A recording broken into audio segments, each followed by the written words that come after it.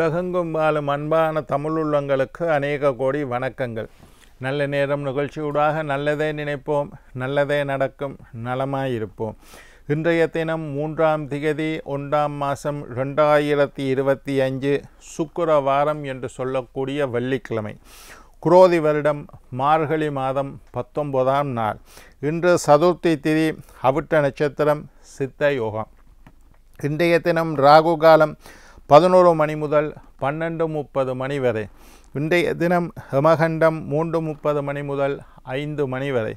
இன்றைய தினம் நல்ல நேரம் 6:30 மணி முதல் 8 மணி வரை. இன்றைய தினம் புனர்பூசம் பூச நட்சத்திரக்காரர்களுக்கு சந்திராஷ்டம தினமாக அமைகின்றது. என்ன நேர்களே, வாருங்கள் இனி இன்றைய தினத்திற்கான ராசி பலன்களை பார்க்கலாம்.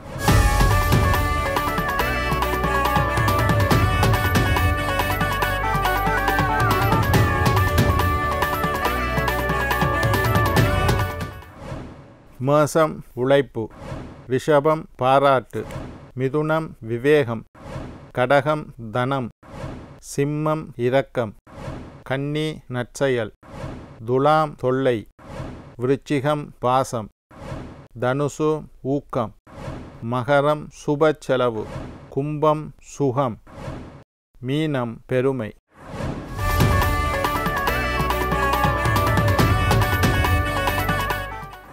ஆன்மீக தகவல் பகுதியில் தொடர்ந்து உங்களை சந்தித்து வருவதில் மட்டற்ற மகிழ்ச்சி அடைகின்றேன்.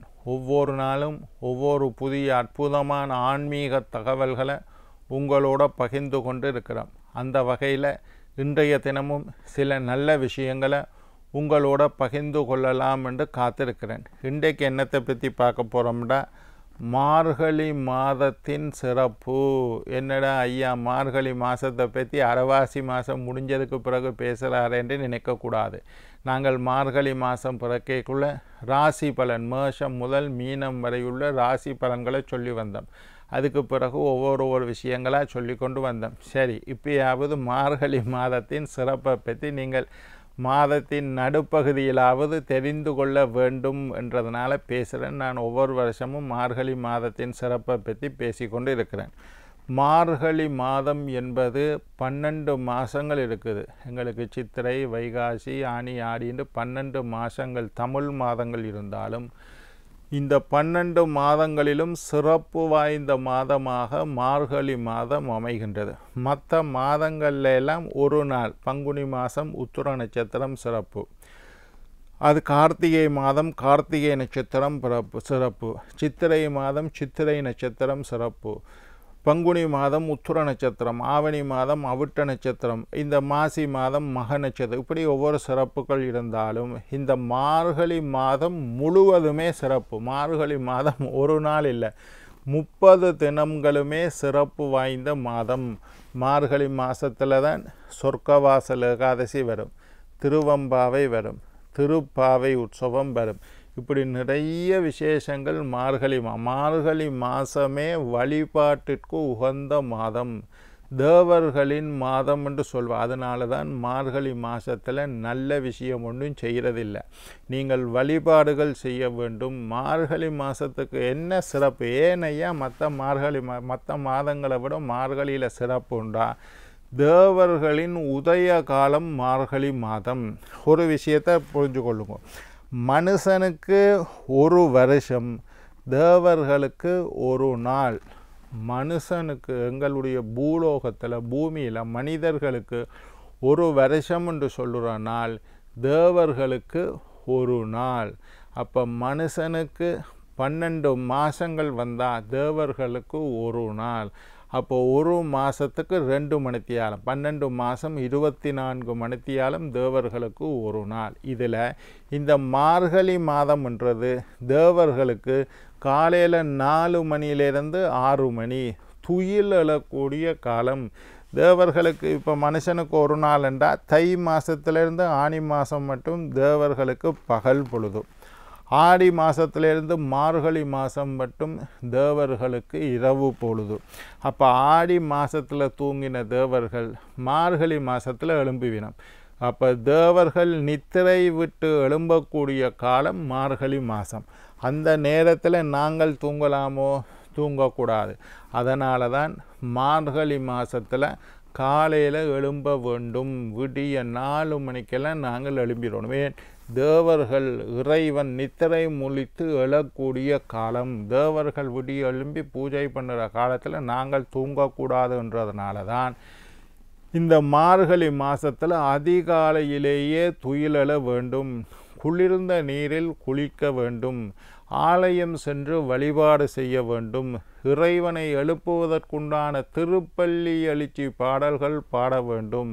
திருவம்பாவை பாசுரங்கள் பாட வேண்டும். திருப்பாவை 30 பாசுரங்கள் பாட வேண்டும். பஜனை செய்ய வேண்டும். காற்றுல போய் குளிக்கணும் எல்லாம் சொல்லப்பட்டது. இதனால தான் கிருஷ்ணர் என்ன சொல்லுறார்? மாதங்களில் நான் மார்கழி மாதமாக இருக்கின்றேன். கிருஷ்ணர் ஒவ்வொன்றிலையும் தான் என்னவா இருக்க, மரங்களில் அரச மரமாக இருக்கின்றேன். இந்த மாதிரி ஒன்றா சொல்லி கொண்டு வரார். இதில் மார்கழி மாதங்களில் நான் மார்கழியாக இருக்கின்றேன் என்று கிருஷ்ணர் சொல்கிறார். இதான் மார்கழி மாதத்தில் 12 மாதம் இருக்கவும் அவர் தான் மார்கழியாக இருக்கணுன்னு சொல்கிறார். அப்போ மார்கழி மாதம் பூராக இறைவனை வணங்க வேண்டும். பூமிக்கு கிட்ட ஓசோன் படலம் நிற்கக்கூடிய காலம்.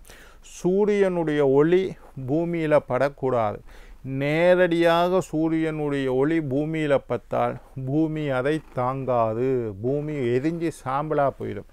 இடையில் ஓசோன் படலம் என்ற ஒரு படலம் இருக்கிறதுனால தான் அந்த பூமி ஒளியை அந்த படலம் ஃபில்டர் பண்ணி, அதாவது வடிகட்டி பூமிக்கு தேவையான வெளிச்சத்தை மட்டும் அனுப்புது. அப்படிப்பட்ட ஓசோன் படலம் பூமிக்கு அருகில் இருக்கக்கூடிய காலம் மார்கழி மாதம். நிறைய ஆக்சிஜன் இருக்கும். மார்கழி மாதத்தில் ஆக்சிஜன் அதிகமாக இருக்கும். இது விஞ்ஞான ரீதியான விளக்கம். இதனால தான் 5000 வருஷத்துக்கு முன்னுக்கே எங்களுடைய ஆக்கள் மார்கழி மாதம் தெய்வத்தை வணங்க வேண்டிய மாதம். அதிகாலையில் ஓசோன் படலம் மார்கழி மாதத்தில் ஆக்சிஜன் நிறைஞ்ச காலத்தில் நாங்கள் தூங்கக்கூடாது. வீட்டுக்கு வெளியில் வரணும். வெளியில் தண்ணியை தெளித்து கோலத்தை போடணும். கோலம் போடுறது ஒரு யோகாசனம், ஒரு தர்மம். எறும்புக்கு உணவு. இதை செய்யணும். மார்கழி மாதம் பூரா கோலம் போடணும். ஆற்றுல போய் குளிக்கும். அதைத்தான் மாணிக்க வாசகர் எல்லாரையும் எழுப்பி, காலையில் மாணிக்க வாசகர் எல்லாரையும் எழுப்பி எல்லாரும் போய் ஆற்றுல போய் குளியுங்கோ, குளித்து இறைவனை வணங்குங்கோ, வணங்கினால் நாட்டுக்கும் நல்லது உங்களுக்கும் நல்லது என்று மாணிக்க வாசகர் திருவம்பாவையில் பாடிக்கொண்டு இருக்கிறார். இதே தான் திருப்பாவையில் ஆண்டாலும் இந்த பாசுரங்களை தான் படிக்கிறோம். சுபகாரியங்கள் செய்யக்கூடாது என்றால் நீங்கள் கொண்டாட்டங்களில் மினக்கெடுவியல். அதனால தான் மார்கழி மாதத்தை பீடை பிடிச்ச மாதம்னு சில பேர். ஒன்றும் கூடாததில்லை, நல்ல சுபமான முகூர்த்தம்தான். ஆனால் ஆண்டவனை வழிபட வேண்டிய மாதம் என்பதனால் கொண்டாட்டங்கள் தடை செய்யப்பட்டது. எந்த சுபகாரியமும் செய்கிறதில்லை. மார்கழி மாதத்தில் கல்யாணம் செய்கிறதில்லை. மார்கழி மாதத்தில் வீடு குடிபூரல் செய்கிறதில்லை. மார்கழி மாதத்தில் சுபகாரியங்கள் செய்கிறதில்லை. வீடு கட்ட தொடங்குறதில்லை. கிரகப்பிரவேசம் செய்கிறதில்லை. சரி, ஆலயங்களில் அதிகாலையில் மற்ற நாளையில் 7 மணிக்கு 6 மணிக்கு பூஜை செய்கிற கோயில் எல்லாம் மார்கழி மாதத்தில் 6 மணிக்கு முன்னுக்கு அதிகாலை பொழுது பிரம்ம முகூர்த்தத்திலேயே பூஜை நடக்கும். மற்ற காலங்களெல்லாம் 6 மணி 7 மணிக்கு தான் பூஜை நடக்கும். மற்ற ஆலயங்களில் சில ஆலயங்கள் எப்போவுமே பிரம்ம முகூர்த்தத்தில் பூஜை நடக்கும். எல்லா ஆலயங்கள்லையும் மார்கழி மாதம் அதிகாலையிலேயே பூஜை நேரம் மாற்றி அமைக்கப்படும். அதிகாலையிலேயே பூஜை. எல்லா கோயில்லையும் திருப்பள்ளி எழுச்சி படித்து தான் கதவை துறக்கிறது.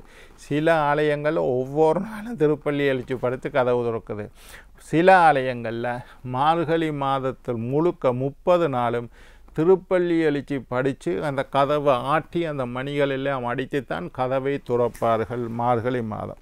அதே மாதிரி திருப்பாவை ஆண்டாள் சூடி கொடுத்த சுடர்கொடி, ஆண்டாள் அருளி செய்த திருப்பாவை பாசுரங்கள் 30ஐயும் மார்கழி மாதம் முழுவதிலும் படிப்பேன். திருவம்பாவை நான் அதை பற்றி தனியாக பேசுகிறேன். திருவம்பாவை அழகான பாடல்கள் படிப்பினேன். திருப்பள்ளி எழுச்சி. வாசலில் கோலம் போட வேண்டும். கோலத்தை பற்றி நான் நிறைய பேசியிருக்கேன். அழகாக எறும்புகளுக்காக போடப்பட்ட அழகான உணவு. அப்படி சும்மா தூவி விட்டால் எறும்பு சாப்பிடும்.